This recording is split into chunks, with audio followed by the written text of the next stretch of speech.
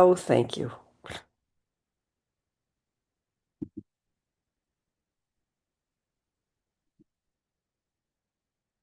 Sorry, before we start, do I need to record also? I think that's Oksana, but I don't know. Okay. All righty, here we go. Glad to see you all. With a wish for all beings to be free, free of the constriction and contraction of held belief systems and thought patterns, free of the automatic reactivity of learned and held emotional patterns, and free of the isolation and suffering of distorted perceptions. I will always go for refuge to a live, vibrant, radiant, spacious awareness until awareness is ongoing, like the flow of a river. Excuse me, flow of a river. Enthused by wisdom and compassion. Today, in the presence of all Buddhas and Bodhisattvas, of any lineage or none, and or any time or beyond time, I generate the mind of full awakening for the benefit of all beings. As long as space remains, as long as beings remain, may I manifest in such a way to ease and dispel the miseries in the universe.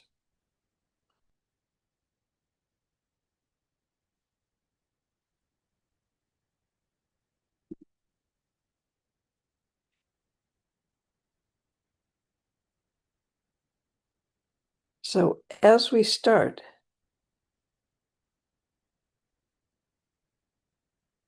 there's lots of new faces today, so maybe we'll be a little traditional.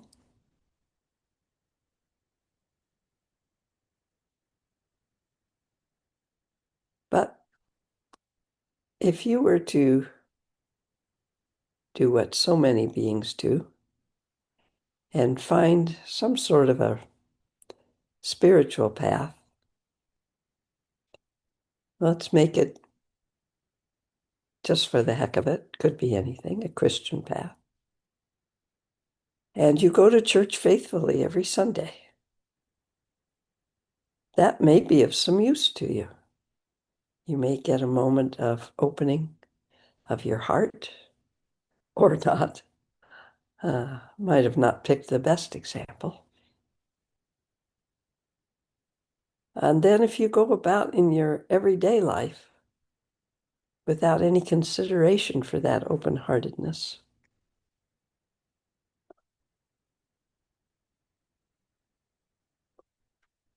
we may just return to our patterns, which is to keep our heart a bit closed and protected because we don't want to be hurt. Have you, well, probably haven't for everybody, when you're a kid and you're so excited about something, and your parent doesn't mean to completely squish you, probably. I don't want to speak for your parents, I don't know. But maybe they're just busy or tired and they go, oh, don't bother me, just go watch some television or something. And your heart was so open to share this thing that it just comes completely in and boom, knocks you flat. You were so excited and so open. So as this continues to happen for many of us in our life, we then get just a bit protected in our heart chakra. And the more it happens, well, the more we perceive it happening, the more closed we get. Was it ever really happening? don't know. I don't know everybody's experience.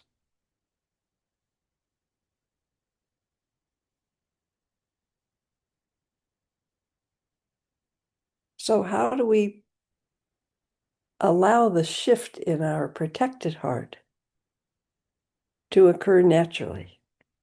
If you've tried to do that intentionally and just gone, okay, I'm going to be open-hearted from now on. I'm going to be open to everything. I'm going to offer love to everybody. And you've done that as an idea. I'm guessing it hasn't worked tremendously well.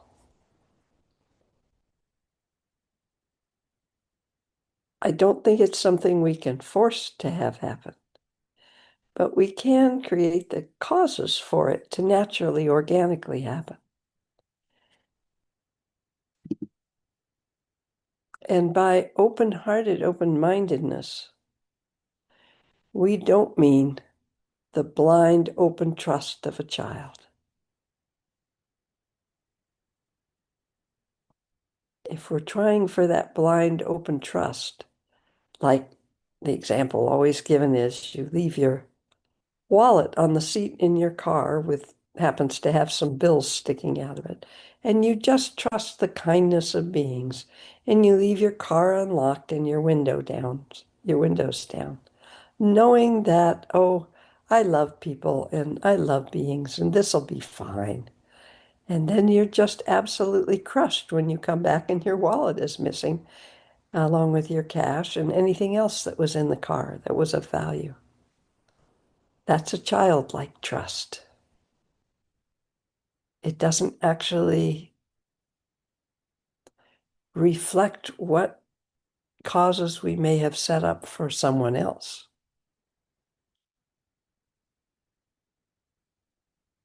Um, if you have a friend with a drinking problem, no, I don't think that's a good example. That's at the point of adulthood.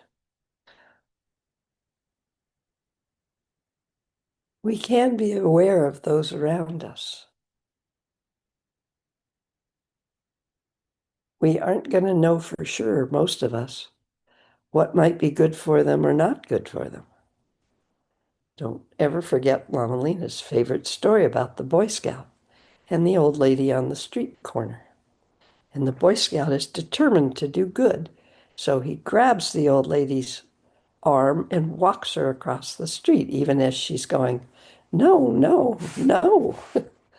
And finally, she's just quiet. He walks her across. He's terribly proud of himself. And then the old lady simply turns around and walks back to where she was because she didn't want to cross the street. You can find endless examples of people with good intentions without the awareness, open awareness of what might actually be needed. It is the story of Chenrezig, and I'll do a shortened version, who determined to lift every being out of the hell realms. He was considered the most open-hearted, open-minded uh, being of all the Buddha's students. So he worked and he worked and he worked and he raised beings out of the hell realms and he raised them out of the hell realms, worked eons and eons, it said. And finally one day he looked and he'd done it. He'd cleared all the beings out of the hell realms. And he was so happy. And he wiped his brow and he leaned back on a rock and looked up. And as in a blizzard of snowflakes, millions of beings were falling back in. And he was so distraught at this that he threw himself on the rocks and broke into 1,000 pieces. Amitabha happened to be walking by, the um, Buddha of the Western direction, open-hearted, open-mindedness. And he shook his head, said, oh, goodness me. And he put Chenrezig back together again, but this time with 1,000 arms to be able to reach out and offer help. and 1,000 eyes on the palm of Chenrezig's hand, each hand, so that he would actually have enough wisdom to have the wisdom to see what was actually needed.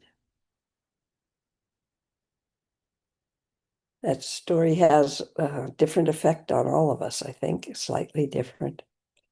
For me, it points at the difference between I am going to save all beings, and then when you can't, becoming absolutely distraught and going, well, there's no point, I give up, which is very much, I'm not saying for Chenrezig it was this. To me, this is how I hear the story. I failed at what I needed to do, and I can't stop suffering, and I can't stand the suffering because I can't do anything about it. How many times did I say I in that sentence? When he got, or she, Chenrezig is very neutral, Kuan Yin in Japanese culture, I think. Um, Then he gained the wisdom to, in the moment, spontaneously offer what was needed. And it might have been nothing. The little old lady standing on the corner really didn't need any help at all, nor did she want any. And there's a saying that I often remember just as a sort of a check. The road to hell is paved with good intentions. What on earth does that mean? It means by trying so hard to perhaps be the hero, or perhaps we can't stand all the suffering in the world. So we determine that we will end it. The very first thing perhaps we need to rest with is how others' suffering affects us.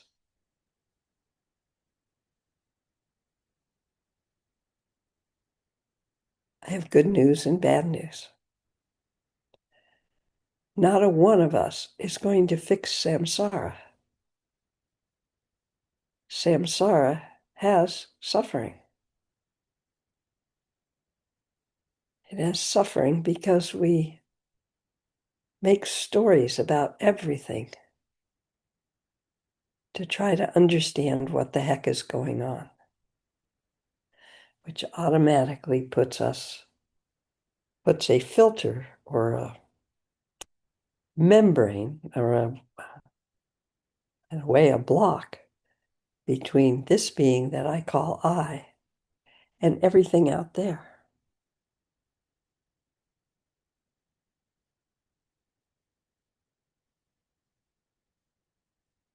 We get caught up in our emotional reactions. Something happened 20, 40, 60, I can say 70 years ago. Whew, whoever thought that would happen? We get caught up in a reaction from something that happened that long ago that we continue to react in anything that's a similar situation or we perceive as a similar situation. We automatically react in the same way. And the suffering arises again and again and again. And yet, that isn't happening this time. It's an old emotional reactive pattern. Some dogs have it with any male that wears a cap. And it's the darndest thing, or a hat. It's the darndest thing to try to ease that dog so that it doesn't experience all men with hats as dangerous. If you've ever had or noticed your own reactivity, fighting against it with logic does not happen at all. Imagine yourself telling the dog again and again and again, look, Fido, that's a friend of ours. I know he wears a hat, but he's not hurting us. Now, let me explain more to you that when you were young, it's just not going to have any effect at all. The only thing I know for our own reactivity or for anybody else's is to respond to it as it is, a reaction to something that is not actually happening in this moment. And here's another catch of samsara.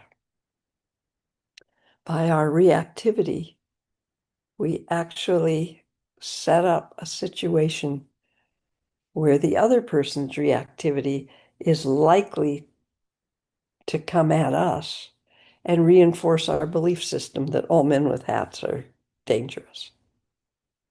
It's an interaction we play over and over and over. Our reactivity bouncing off of somebody else's reactivity, creating pain and suffering. And it's not even what's occurring in this moment.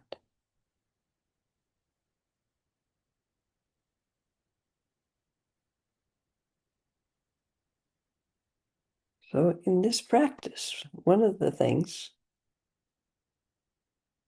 we want to do, I want to do, is make sure I'm not just going to church every Sunday, feeling really good about it, and then going back into my normal patterns of reactivity in the world.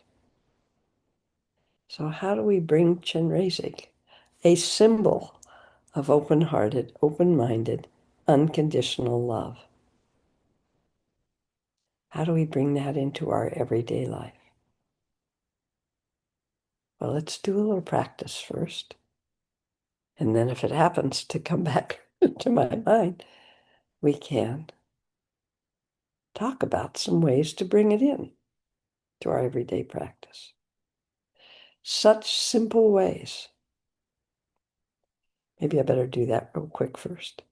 Paramitas, generosity of body, speech, and mind. We often think of it as just generosity of body. Give stuff away. Don't be hoarding things that you don't even want. See if you can find a place for them that'll be really nice for somebody else without tearing yourself up into knots of, I didn't mean to give that away. Give away something simple. Well, that's easy.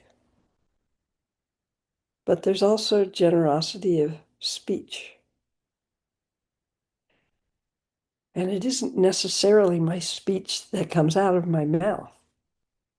It's beginning to be aware of the constant labeling, descriptions, annoyances, stories that go on for most of us as we are around other beings.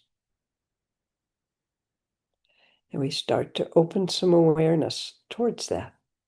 If I say in my mind, when I got cut off in traffic, seems to be the favorite thing. Oh my God, what an absolute idiot. He shouldn't even be allowed on the road. You hear the harshness in that? Now, I'm not saying it's not an idiot, but there's no way I have of knowing what's happening in that person's mind, heart at that moment. Perhaps that person just got a call that their partner has been in an accident and they need to get to the hospital fast. Is one any more real than the other? We don't know. We probably got scared. Or, and I'm guilty of this sometimes. I don't understand it, but I'm really aware of it. The person that waits, or goes all the way up the right side of stopped traffic, I think, well, that one person in, and then wants to cut in front of you in the last minute. And I'm afraid sometimes I make sure they don't. That is not exactly generous. I'm just pissed off that they jumped in front of everybody else. It doesn't mean to squish those emotions. It just means to notice the number of times we say something judgmental and don't forget yourself. The number of times we say something judgmental about any other being. You're probably the worst to yourself. Just notice. There's someone that comes into groups who noticed how absolutely horrible she was to herself with what she said in her own mind, heart, brain, about how terrible she was. How could you have done something like that? How could you be so stupid? Why can't you be as good as everybody else? Blah, blah, blah, blah, blah. So she just changed it. And she changed it into, I might not get it exactly right. When she caught herself saying something like that judge, she would just shift it to, that's okay, sweetheart. We'll do better next time.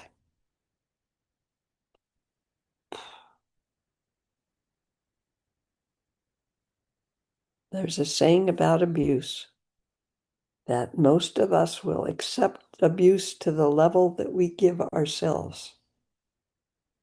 Please notice how abusive you are to yourself, if you are.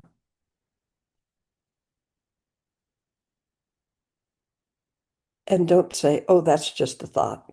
That doesn't have any effect. Well, yeah, it does. Unless you are completely free of any thoughts doing anything other than arising and dissolving, then the thoughts don't matter a bit. Watch what happens when a child is told over and over again, you're no good at math. Pretty soon, as they grow up, they're saying, I'm no good at math. I guess I'm just stupid.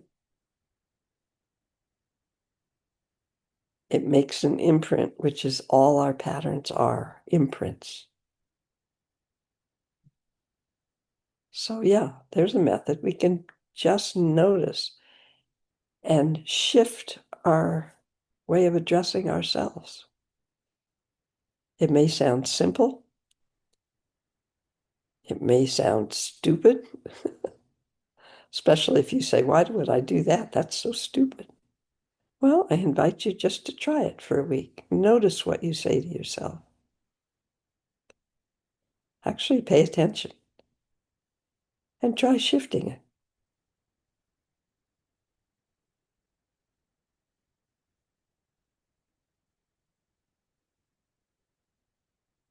We all carry a judge, or at least most of us.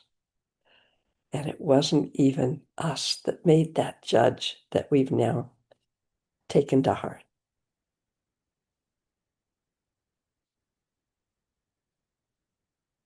And more simple methods. Sing manis, which we'll do here. Sing manis to the trees when you're taking a walk.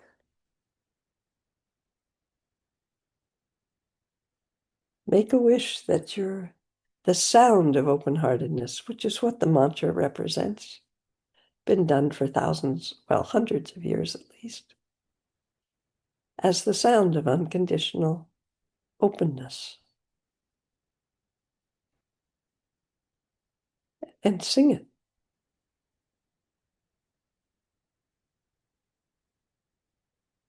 You can mutter it at work. When everybody is reacting, da da da da da, there's a deadline, da da da da da, this person reacts this way, this person reacts this way. Pretty soon you're all bouncing off each other's reactions. Just pause for a minute and quietly, just maybe with a little tiny bit of air, because you're supposed to use your speech chakra, pause for a minute and say a mani or two. We're not trying to change or fix anything. We're trying to allow what is natural underneath our conditioning and our patterns of conditioning. We're trying to allow our awareness to rest underneath that. That's all. So some of that conditioning in its own time, in its own way, might drop away.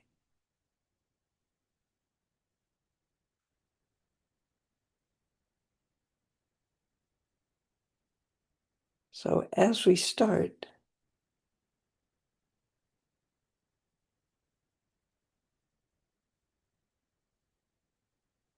we can always do this practice coming from, for lack of better words, the big, expansive, to the small, and back again. Or we can start from our own experience, us being the small in this moment.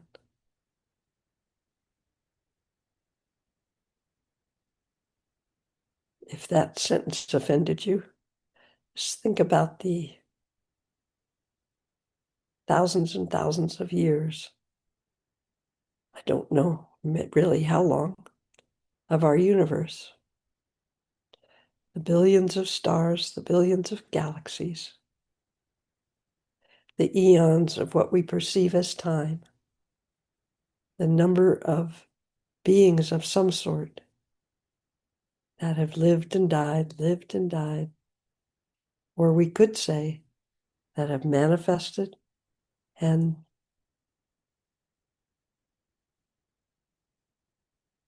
dissolved, where nothing has died.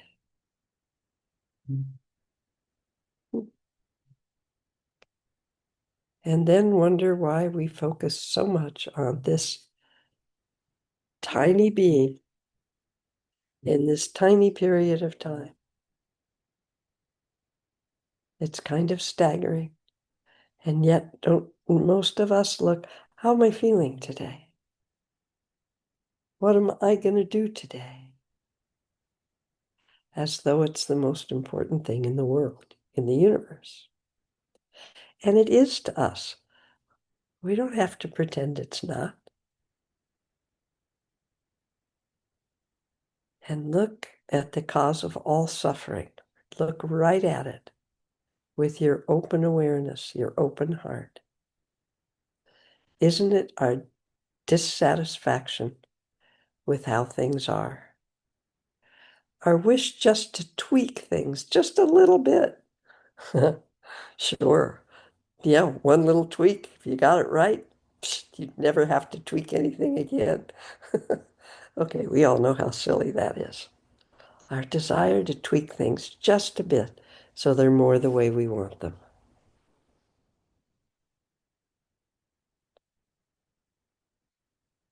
Slight or great dissatisfaction with how things are. Another irony. The more the I is trying to tweak things the way the I thinks they want them, the less likely we are to have spontaneous openings that actually might be of some use to someone somewhere.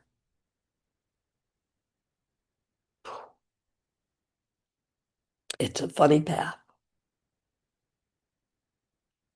so full of ironies. If we could all together, right this moment, let go of everything.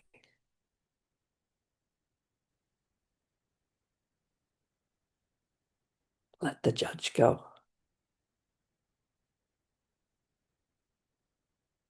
I see you, Judge.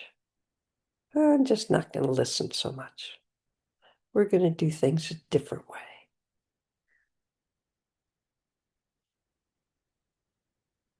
Even harder, let the describer go.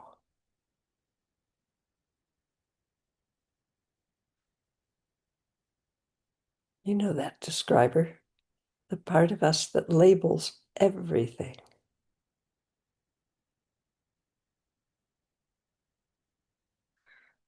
Even if it doesn't even feel conscious.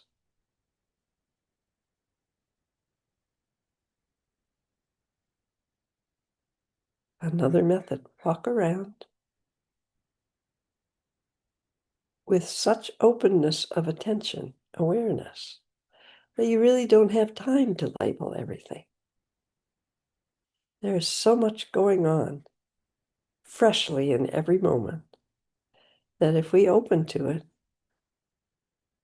we don't even have time to try to get it under control or described. And that membrane can fall away for a little while.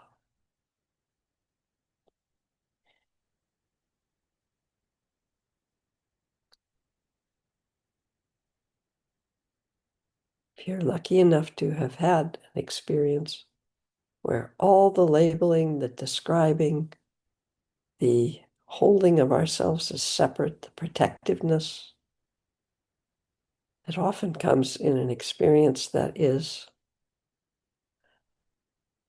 outside our realm of understanding at all. A completely fresh experience or a shocking experience. If you've had a car accident, there is a moment of utter blankness. Everything's quiet for just a split second, perhaps. And then watch your mind come and try to describe everything. And your emotions start to react like crazy. That's very hard practice because you've had a bit of a shock, yes? Often happens when somebody we care about, we find out they're dying or they've died. It's just something that habitual pattern that we walk around with can't actually grab right away. And an easier one, when you sneeze. There is a split second of nothing. If you can rest there, it's actually pretty useful. And then watch your mind pull everything back together again and explain it to you. It's really pretty stunning. And then we feel better. Even though if you can rest in that, and it of course depends on the circumstances, and it's hard to do on purpose. If you can rest in that one moment of blankness, for lack of a better word, when everything is fallen, there's nothing solidifying anything. You will notice, no, you won't notice. There's the chance something opens that is beyond any description. I could call it bliss, I could call it joy, I could call it, but the words don't mean anything. It's an incredible, indescribable,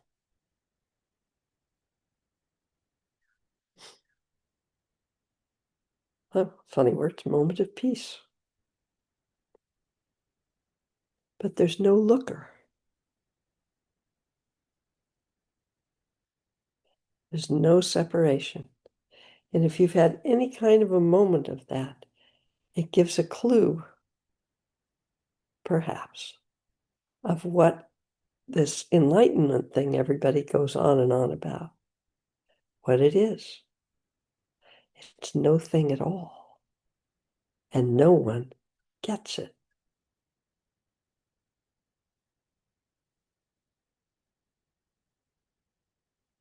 Huh.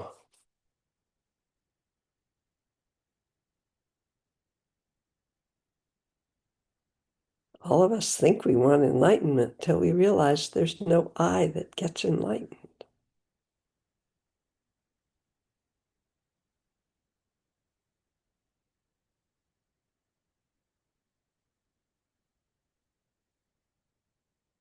Remember Chenrezig. I want to get all the beings out of the hell realms. And then the realization that I can't.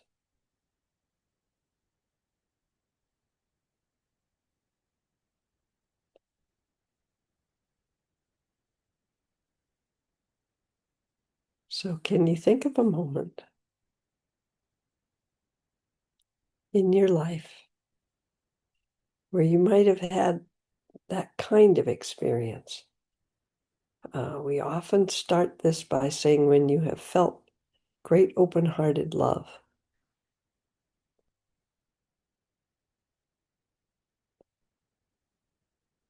And then we add, for another being. Great-hearted love does not have a duality, but we grab it so fast and attach it to the stimulus. What stimulus for you creates that moment of openness? Is it a baby, a kitten, a puppy? Is it music or dance?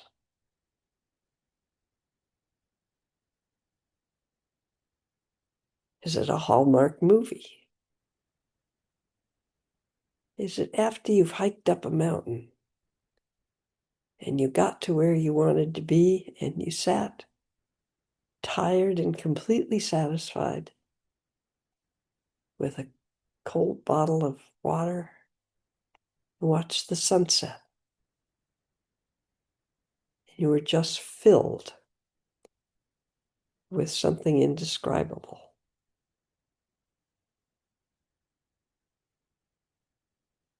Have you ever been able to repeat that experience? Nope. If you have, write me. I do believe it's impossible because it snuck up on us and there wasn't that tight hold to I just for a second. There was no I. There was no time. There was no describer. It just was.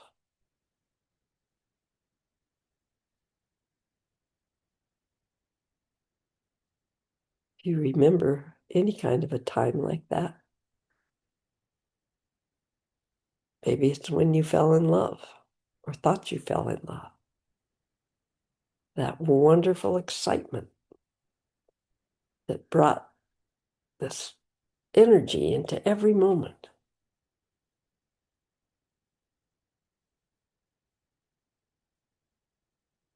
If you've had a couple of relationships, you know it probably wasn't the other person.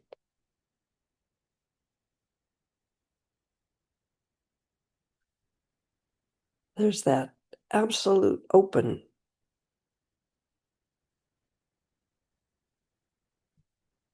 words to escape me. And then there's the attaching of that to something. The minute we attach it to something, it almost always starts to change and fall apart. And a deeper kind of love may arise. But it isn't that absolute blissful energy.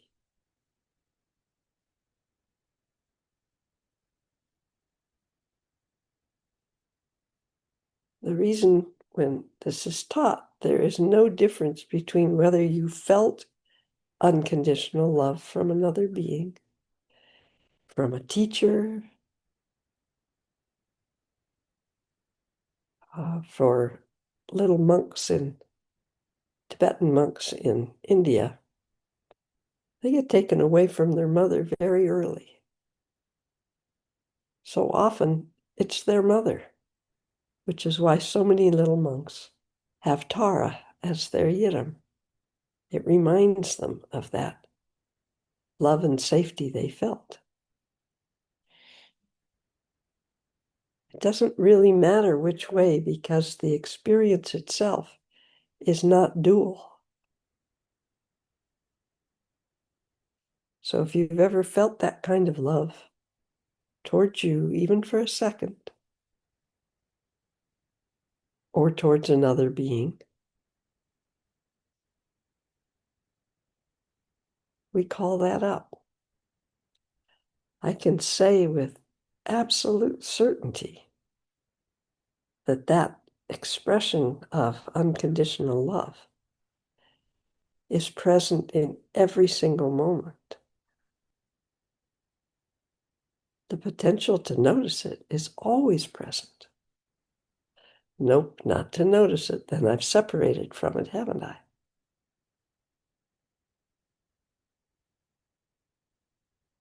It doesn't mean everything's always woohoo, happy, happy, happy.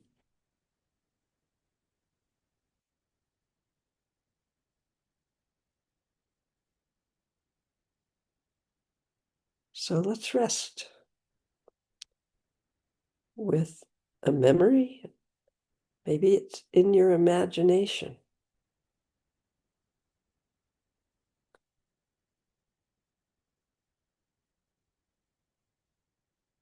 No need to discount your imagination. It's where many wonderful things start or get noticed.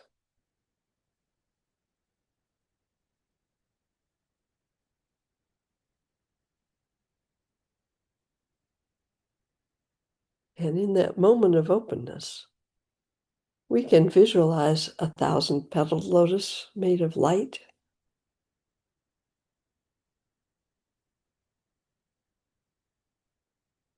We can start to say the mantra, Om Mani Padme Hum. Om Mani Padme Hum, Om Mani Padme Hum. We could start to sing the mantra.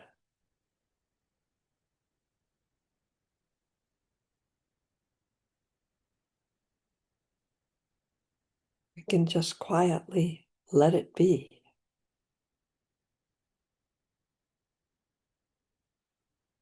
You may experience a feeling, a sensation in your heart chakra.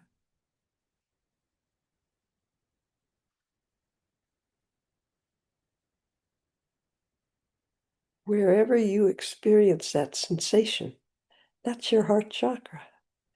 Don't worry about whether it's your gut chakra, which some people say. Not for me, that's not where I experience it. But wherever you experience, can you let it, just simply let it expand with no limit, without grasping? Is it inside? Is it outside? Yes. No boundaries. Simply let it be as it is.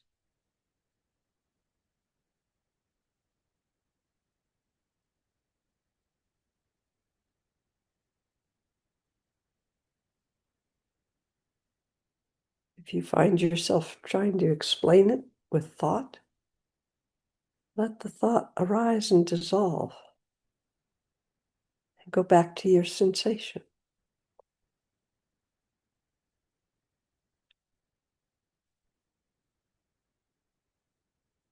If you find yourself wanting to grasp onto it, hold it. Allow that reaction to simply arise and dissolve. And rest back into your sensation. All of that noise around it is just aliveness dancing in patterns. It doesn't affect the sensation in any way.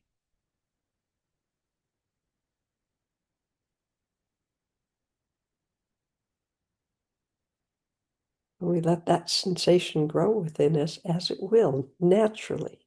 You don't have to do it. We just have to let it.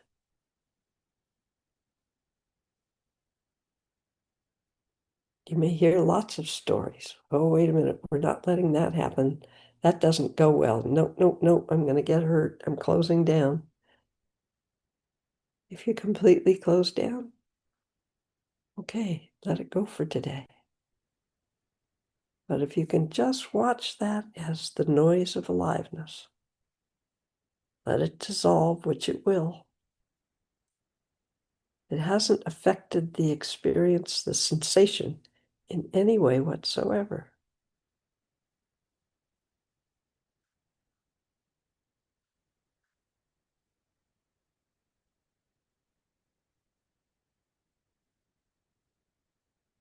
as it expands, we can visualize rays of light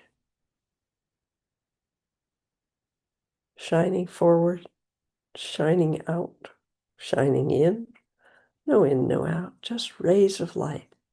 If it is helpful to imagine 1,000 rays of light, that's fine, touching 1,000 beings, allowing them to relax into the natural state, into that sensation of utter openness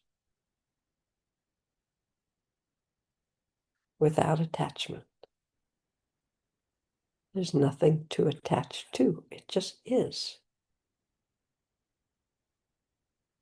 If you happen to feel the sensation as only light radiating out, if you want to call it Chenrezig, if you can't accept that that's you, that's fine. But just allow the sensation of the light spreading outward, touching each being it encounters, allowing them a moment of peace and opening.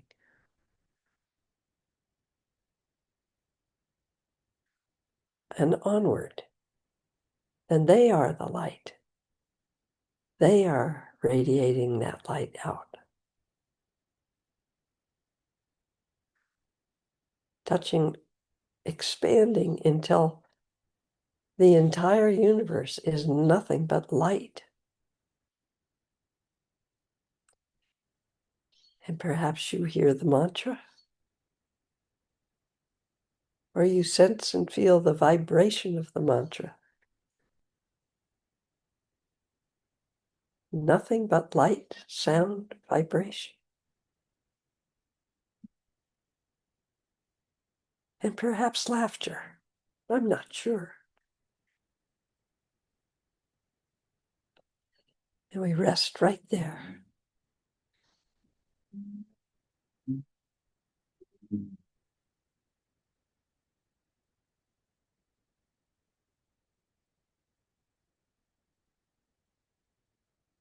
You may feel like a pulse where everything is the light, including what you thought of as you. Utterly open. Actually, no words. And then you may feel a sensation of breathing in, noticing your own being again. Breathing out, where there's not any separation, there is nothing but light, sound, vibration.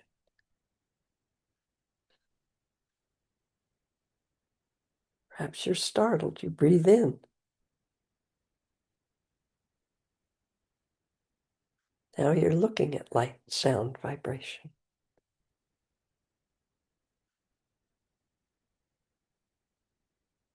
And again you relax. Breathing out.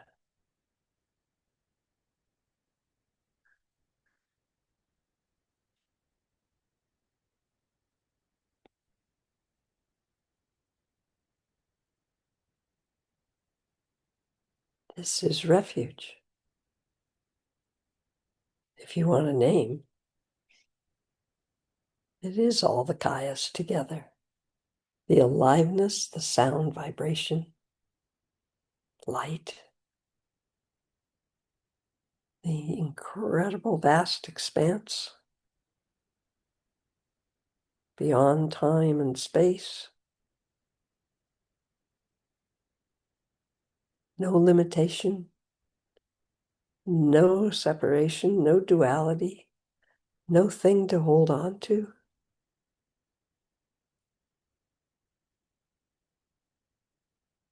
With that aliveness dancing, permeating.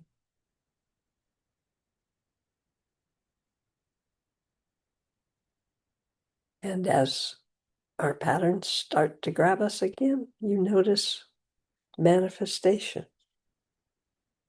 but perhaps in a different way. Perhaps not so isolated to what we call ourself.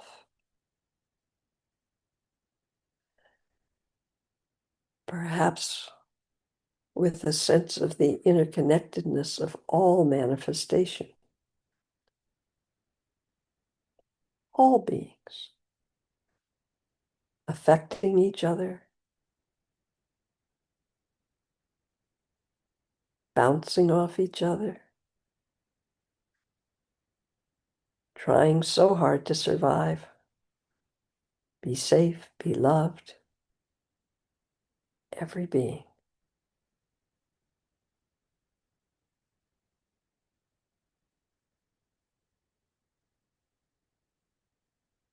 And then again, you may breathe out.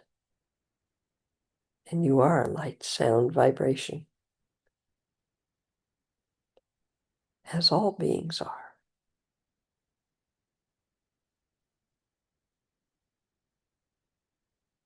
There's no need to stop breathing in. It's going to happen. We're in a body.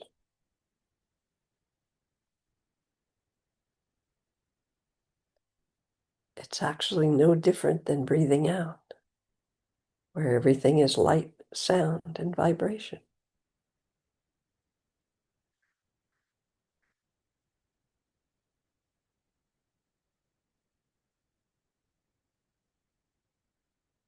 Contraction, expansion.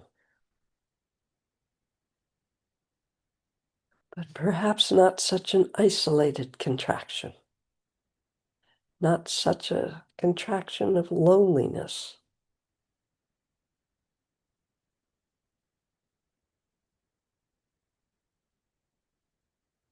Not a denial of whatever experience we have as we've breathed in and we're contracting. Just another experience of this manifestation, which has been affected by all the manifestations that came before, and maybe all the manifestations that are now, and maybe all the manifestations that ever will be.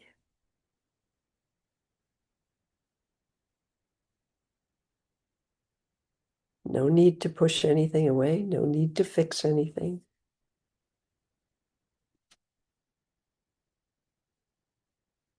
Right there.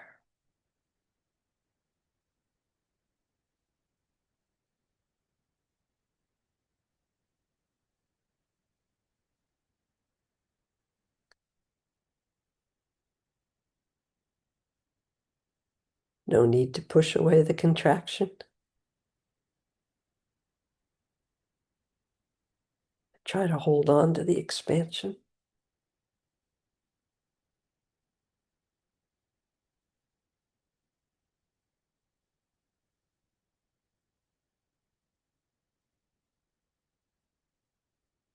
In and out. Until there is an experience of no difference.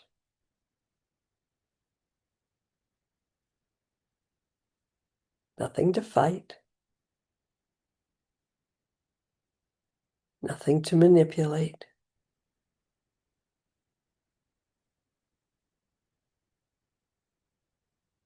Only an experience of contraction.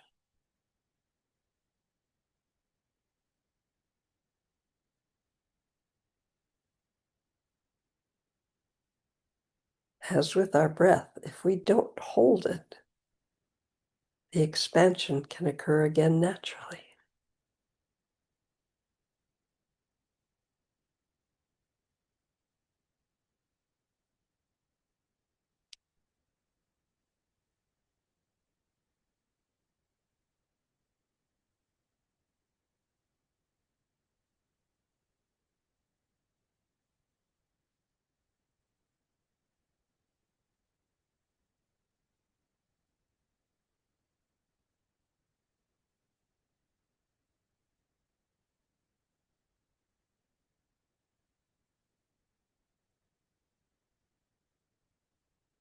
We can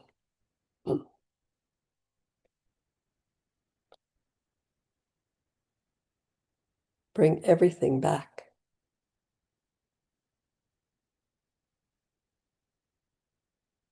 until there is no thing at all.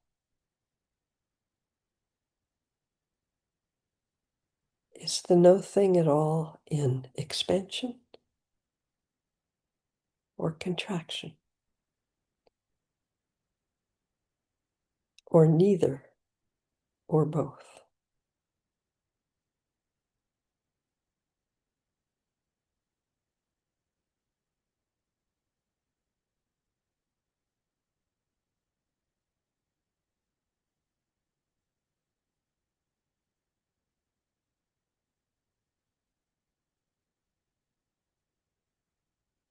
I think that's enough words. I'm going to sit here for a couple minutes.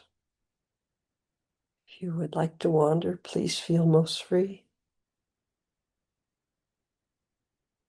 What is there here to grab onto, to offer,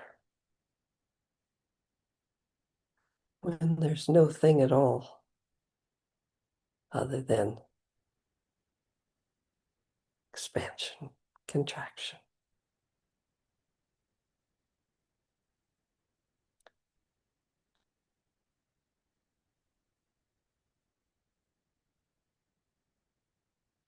However, that said, not grasping or trying to figure out, analyze, do anything at all other than to let it be as it naturally is and as it will naturally touch all beings in the universe in this moment, past, present, and future.